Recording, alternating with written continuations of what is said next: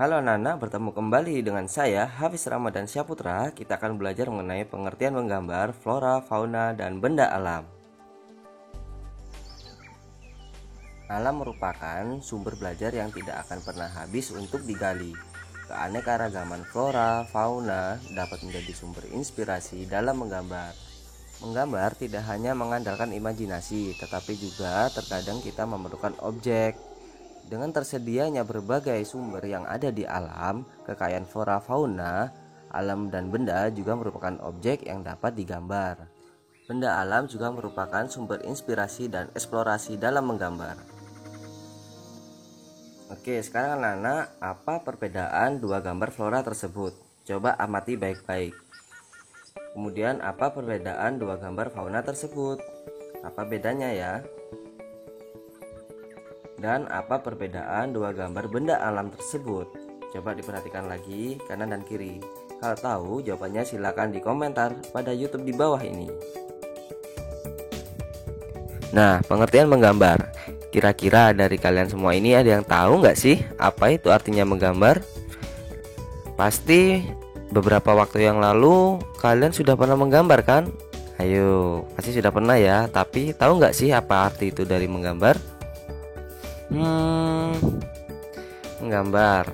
Menggambar adalah suatu kegiatan yang dilakukan orang dengan alat dan media tertentu untuk menghasilkan karya seni berupa dua dimensi. Karya seni itu ada yang 2 dimensi dan 3 dimensi. Nanti akan kita pelajari lebih detail di pertemuan berikutnya ya. Untuk pengertian menggambar bisa berbeda dari tiap individu.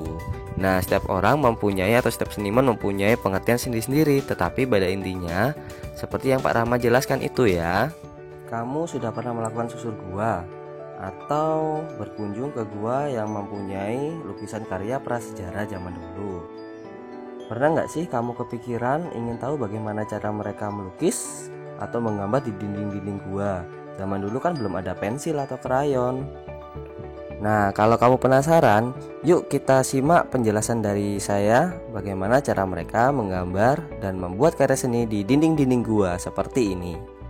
Kalian juga bisa mencari di internet atau mengutip di National Geographic bahwa menurut para arkeolog, lukisan gua dan manik-manik kerang adalah karya seni pertama dan tertua yang pernah ditemukan. Artefak ini ditemukan pada zaman Neanderthal, perkiraan sekitar 65.000 juta tahun yang lalu, sebelum kedatangan Homo sapiens modern ke Eropa. Tidak hanya di Eropa, penemuan penting lainnya yang baru dirilis di Indonesia telah ditemukan.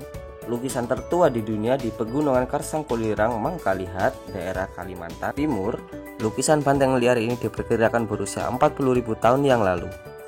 Selain itu, di Goa Leang Petakere, Sulawesi Selatan juga ditemukan lukisan berupa stensilan tangan yang dibuat oleh manusia purba.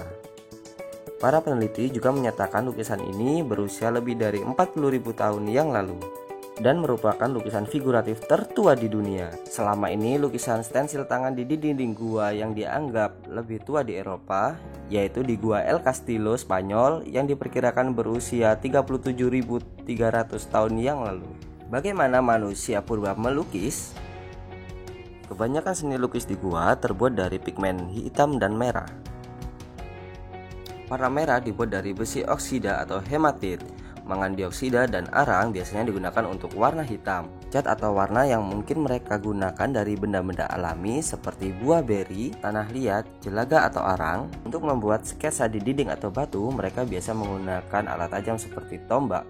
Namun beberapa lukisan langsung ditempel di gua atau menggunakan alat bantu lainnya. Nah, dan untuk media untuk melukis lainnya seperti menggunakan alat jerami, jari, lumut, daun, dan rambut. Kemudian mereka menggunakan tulang berlubang untuk menyemprotkan cat seperti menggunakan teknik airbrush. Fakta menarik lainnya dari pelukis gua ini sangat tertarik dengan cahaya bulan dan matahari.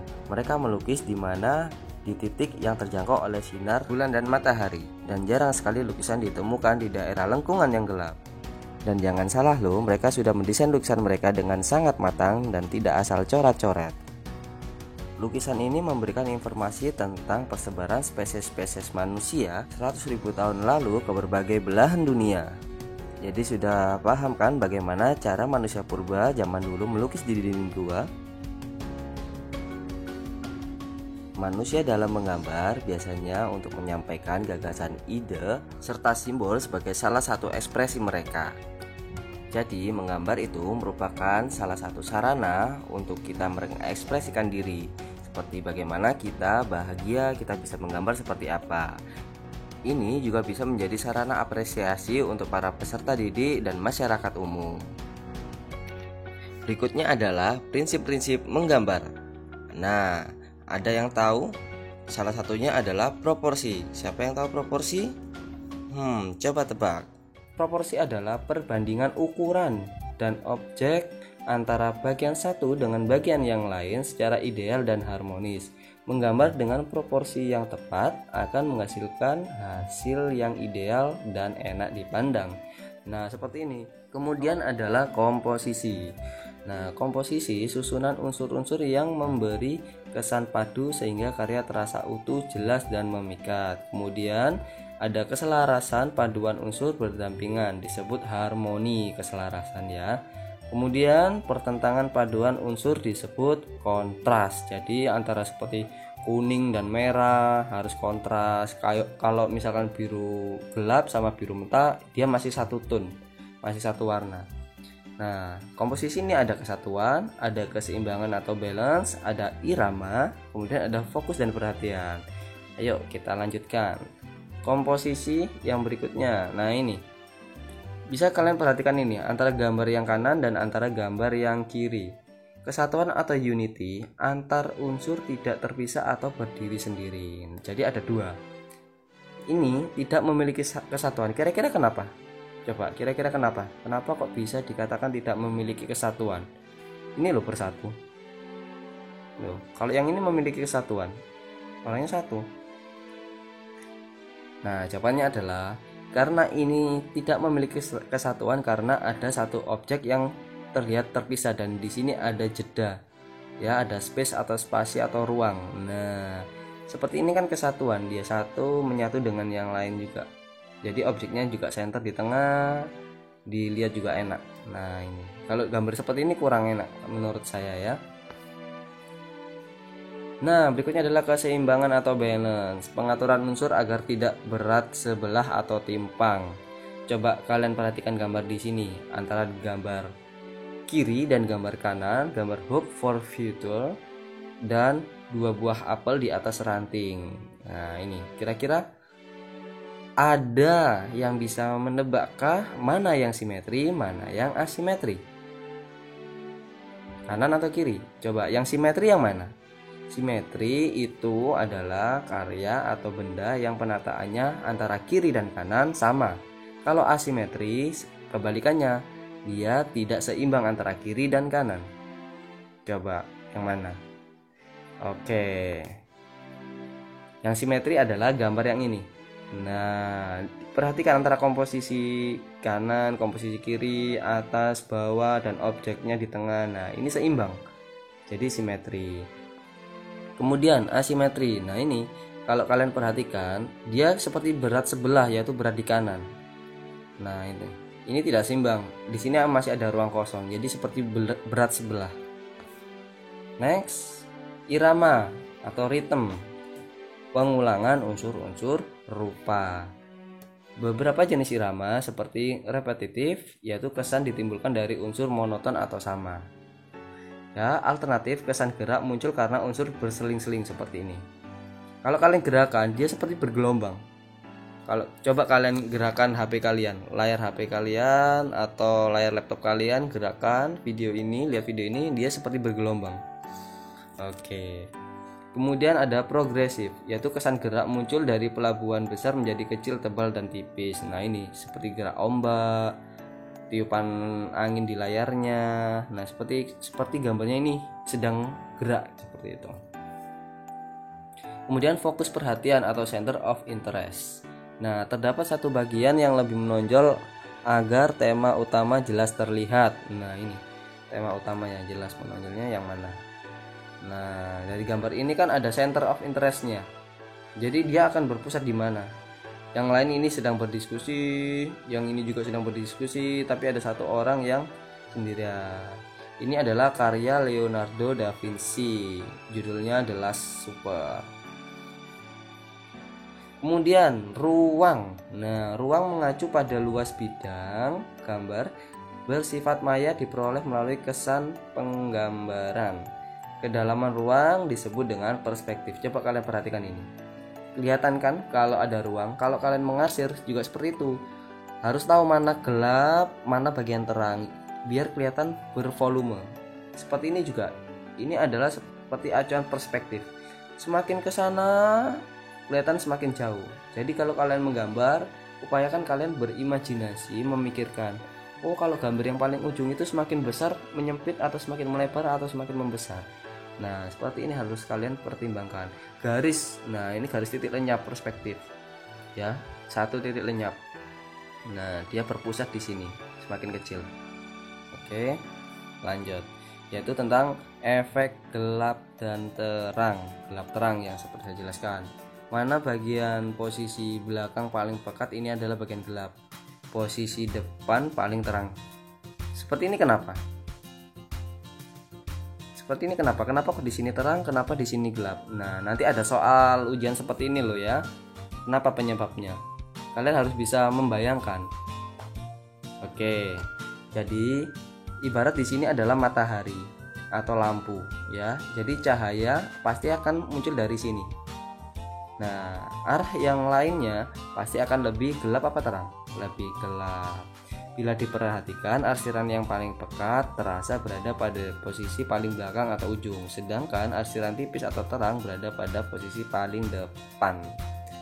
Nah, hal ini berfungsi untuk menggambarkan benda menjadi kesan 3 dimensi, kesan ruang atau kedalaman, dan memberi perbedaan kontras. Perbedaan kontras seperti ini ya. Jadi kalau di instruksi tolong gambarnya itu dikontraskan lagi, kurang kontras, jadi kurang kelihatan kedalaman dan dimensinya. Layout, yaitu letak objek gambar dengan keseluruhan bidang gambar. Prinsip layout diperlukan dalam menentukan tata letak atau posisi objek gambar. Di sini Pak Rama mengambil satu gambar.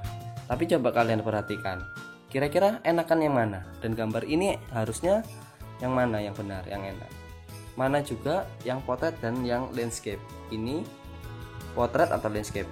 Yang kiri bawah atau yang kanan atas ini? Yang landscape. Yang landscape yang mana? Yang kanan atau yang kiri? Oke, apa sih landscape dan potret itu, Pak? Nah, landscape itu coba ya. Nah, yang landscape seperti ini. Dia berarah dari kiri atau ke kanan atau posisi tidur. Jadi ingat, kalau kalian merekam sesuatu apapun itu usahakan landscape atau menggambar. Kalau objeknya terlihat enak digambar landscape ya landscape, kalau potret ya potret seperti ini. Ya, potret seperti ini dari bawah ke atas atau atas ke bawah. Ini namanya potret istilahnya ya. Perhatikan saja, contoh kecilnya adalah saat kalian melihat film atau televisi. Televisi itu bentuknya potret atau landscape? Pastinya landscape. Jadi kalau kalian membuat video apapun usahakan landscape. Contohnya kalau TikTok kebanyakan itu potret. Kalau kalian era-era anak zaman milenial sekarang itu video rata-rata potret. Terus akhirnya ditampilkan di TV, dia tampilannya potret tapi di kanan kirinya itu seperti diberi hiasan di TV-nya. Jadi kurang estetik, kurang indah. Jadi kalau melakukan gambar, pemotretan atau video diusahakan tergantung dari keperluannya. Kalau foto itu pasti ada yang potret, seperti foto potret itu foto profil ya. Foto pas foto itu harus potret. Nggak mungkin pas foto yang 3x4, 4x6 kalian harus landscape. Nah, itu harus disesuaikan. Nah, bagaimana anak-anak? Apakah sudah paham? Oke, tahap akhir adalah kalian silakan mengerjakan tugas yang sudah disediakan. Silakan kalian cek di form tugas di Google Classroom. Silakan kalian baca ya di Microsoft Office-nya. Di situ akan ada beberapa gambar yang harus kalian amati. Nanti kalian bisa jelaskan di kolom tabel yang sudah disediakan. Bisa kalian kerjakan di buku tulis, kemudian kalian foto dan kalian upload di Google Classroom di tempat form yang sudah disediakan juga. Jika kurang paham, silakan langsung konsultasi di grup WA.